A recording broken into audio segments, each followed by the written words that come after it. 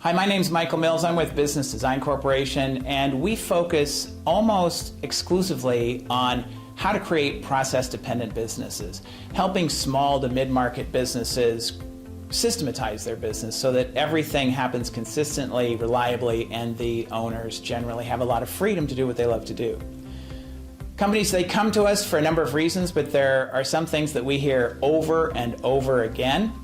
Things like, I don't have enough time, I work way too many hours, I can't get done what I need and want to get done because I'm always firefighting, getting interrupted, having to deal with things that I really shouldn't have to deal with. Some people say, if I want something done right, it feels like I have to do it myself. If you hear yourself saying that, boy, you've got to work it out. People say, I need to stop being the go-to guy for everything in the business. I need to be able to get out there and sell and have the rest of my business work without my constant involvement. I want to grow, but the thought of growing my business just seems like compounding the frustration and overwhelm. I can only do so much. Or what we're hearing frequently these days is it just doesn't seem like there are any good employees out there. Or when I find a good employee, it's such a hassle to train them.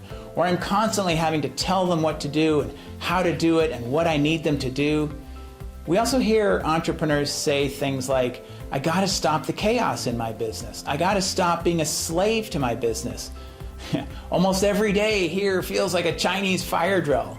I've got to stop having things rely on me or really any specific employee in my business, because when they leave, how am I ever going to find someone as good as them to do what they do?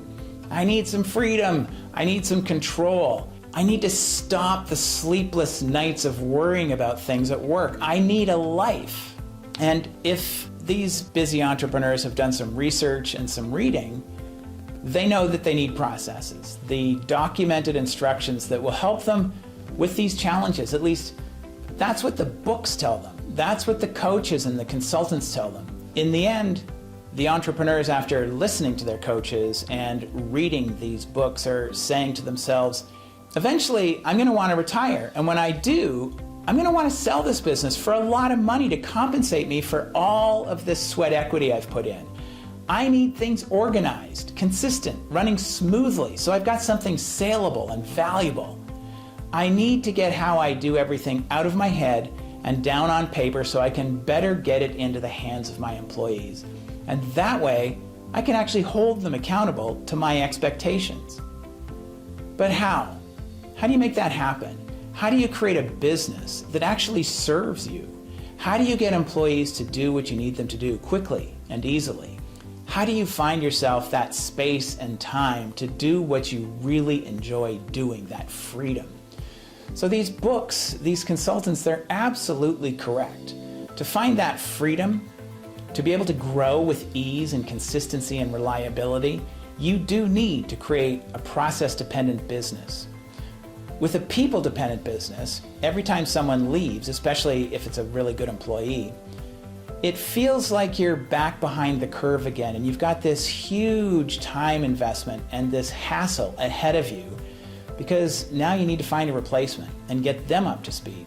And if that employee who just left was doing a great job achieving maybe what we might call rock star results, a lot of times you lose the method that he or she used to get those rock star results. They were in his or her head and they just left. So you need to get that knowledge, how you do everything, documented. You need to get it out of your head and into a format that an employee can use and execute. This is what we call getting your business to be process dependent versus people dependent. So it's not that you don't need great people. That is really important, super helpful. But if you don't have the processes available that will help great people do what you need them to do, rarely will you be able to grow your business to one that no longer depends upon you. If you can get to this place of process dependency where you have most of how things are done in your business written down and linked to the employees that are supposed to be doing that work, that's how you're going to find your freedom. That's how you're going to get the fun back in your life and in your business. That's how you craft an organization into a well-oiled machine where everyone knows exactly what to do, what's expected of them, and how to achieve those expectations. That's how you get out of the chaos, the frustration, and that's how you pump the fun back into your business and create a lot of profit in doing so. Imagine what that could be like. Imagine what that could feel like. Now, there's no real humble way of saying this, but there's simply no one in the industry with more experience than our company. And as a testament to our creativity and our determination to make a difference to you as a business owner, we've come up with a method to make happen what all of the coaches and consultants and authors are asking you to do. They all tell you to get your processes implemented. None of them tell you how. So I'm going to teach you how to make that happen. Not all in one video. It's too much to put into one video. I'm going to break it down into simple steps. Before I begin, I once heard a story that when Vince Lombardi became the head coach of the failing Green Bay Packers, he gathered the players in the locker room and he explained that they were going back to basics. If you're a sports fan, you'll know that that tactic worked very well for Vince Lombardi and the now infamous Green Bay Packers. So that's what we're going to do today. We're going to go back to the basics. In this video, I'm focusing on how to write a process, the best practices, the do's and don'ts. All I'm going to talk about today is how to write a process. Step one, give it a name. But the name of your process, it needs to be short, 3 to 5 words if possible, and keep it super simple. Some examples: how to qualify a new prospect, how to do a free consultation, how to conduct a site visit, how to create a proposal or an estimate, how to follow up a proposal, how to make a bank deposit, how to make a collections call. So you'll notice at this point, all I'm doing is naming the process. I'm thinking about something that I do in my business and I'm giving it a name. Just a few words, not a big long paragraph, just a few words. Once you've got the process identified, step number 2, you want to write a very short sentence or two that describes the purpose of the process. At this point, you're not describing how to do it, you're just thinking about, why do I need this process? What's the goal of it? We call this the objective of the process. So for example, let's say you're a landscape architect or a landscape maintenance company, something like that, and you do site visits. Well, a process name might be how to conduct a site visit. The objective might be to visit the site of a qualified prospect, help them to identify and communicate their needs and issues, conduct all the necessary measurements so an estimate can be created. So you'll see that I'm not describing how to do it right there. I'm just writing a sentence or two that describes the objective of why I need this process. Okay, now you want to start describing how to do the process, and we call this a work plan. A work plan is the step-by-step sequential instructions on how to achieve the objective. First question to ask yourself, and there's not always an answer to this question, but the first question to ask yourself might be, how does it start? In this example of how to conduct a site visit, the first step, how it starts, is an appointment for a site visit is scheduled for a prospective client. So that becomes step 1. An appointment is set for a prospective client. Step number 2, on the day of the appointment, call to confirm and let the client know the approximate time of your arrival. When are you going to be there? Step number 3, upon arriving at the client's door, knock on their door and take a step back. Taking a step back means you're not going to be right in the client's face when they open the door. And what we found is it's better to knock rather than ring the doorbell. For some reason, we found that subconsciously a knock is more familiar and the doorbell seems to signify that there's a stranger at the door. Okay. Next step, when the client answers the door, greet them. And here you might even write a script. Hello, Mrs. Robinson. My name is Michael and I'm with ABC Lawn Maintenance. Before I get started, is my truck parked okay? And so on. You just walk through as simply as possible all the steps of the process in sequential order. Keep your writing succinct. Don't write paragraphs of content. If you write too much, no one's going to ever read it. And it's also going to take you forever to get your processes written. But it needs to be more than a simple flowchart. Flowcharts or mind maps are great for outlining the broad strokes of a process. If you use a flowchart or a mind map, after it's completed, add some detail to each of the boxes on the chart. Keep your steps simple. You don't have to consider every possible outcome and every possibility. After all, you will be training human beings. You're not writing computer code for a robot to follow. And a lot of the training, a lot of these different situations will come from experience and from real world circumstances, and your employee will learn from that. You can't possibly write everything that's going to happen in every situation. After you've written all of the steps, ask yourself, are there any expectations you have of someone following this process?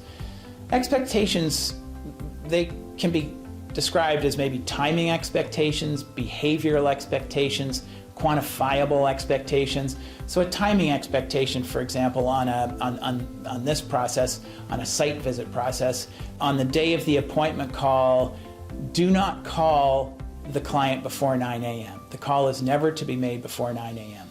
Maybe behavioral expectations when speaking with a prospect, never use slang. Language will always be in a professional tone and a courteous manner. So that's it. It's that simple. Now, once you've got your processes written, you'll find out if you've missed any steps when you actually train somebody to follow the process. If your employee is looking at you with like this deer in the headlights blank stare, or maybe is confused about a step, how did you get from this step to that step? That's an opportunity to see that maybe you've made an assumption. You know how to do this so well that you skipped a step, and you can add some more detail to the process. Maybe when you go through the process, when you train your employee, they look at you and they say, got it, brilliant, I totally got it. And then they go out and they make mistakes, they fail to execute the process. That's another indication that something might be missing from the documentation. And again, a slight innovation is necessary. Rarely are you ever going to get it perfectly accurate the very first time. Do not stress about that. Get as much as you think is necessary down and then test it out. Writing a process is all about documenting the steps, training someone, and monitoring their success or failure, and then editing or innovating the steps at a later date. Okay, so I've told you at the beginning that to have a process-dependent business, to get out of the chaos and create some consistency, you need to write and implement your processes. And in today's video, I showed you how to write a process, basically the do's and the don'ts. I made it very simple. But your processes are often more than just a document. They could include spreadsheets, videos, flowcharts, audio files, checklists, and this can lead to overwhelm and all of that effort in process documentation turning into a big and useless mess. We call this SOP chaos. In my next video, I'm going to address that issue, the issue of organizing your content to make it easily accessible to those who need it when they need it.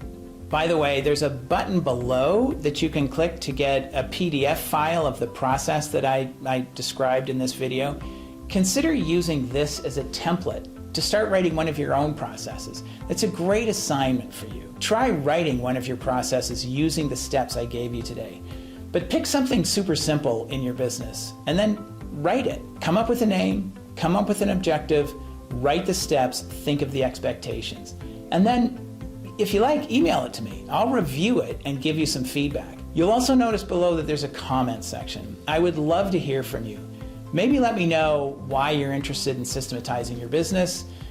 Did you connect with one of those issues that I spoke of at the beginning of the video? Or feel free to let me know what you think of this video. Is it too basic? Was it helpful? Or ask me anything you want to know about how to create a process-dependent business. We've been doing this for more than 20 years. And I promise you, I look at and reply to every comment and question that I receive. So again, it's Michael Mills. I'm with Business Design Corporation. Look for the next video I'll be sharing on how to organize your processes, making it super easy to find what you need when you need it, the plan for ending SOP chaos. And I look forward to speaking with you then.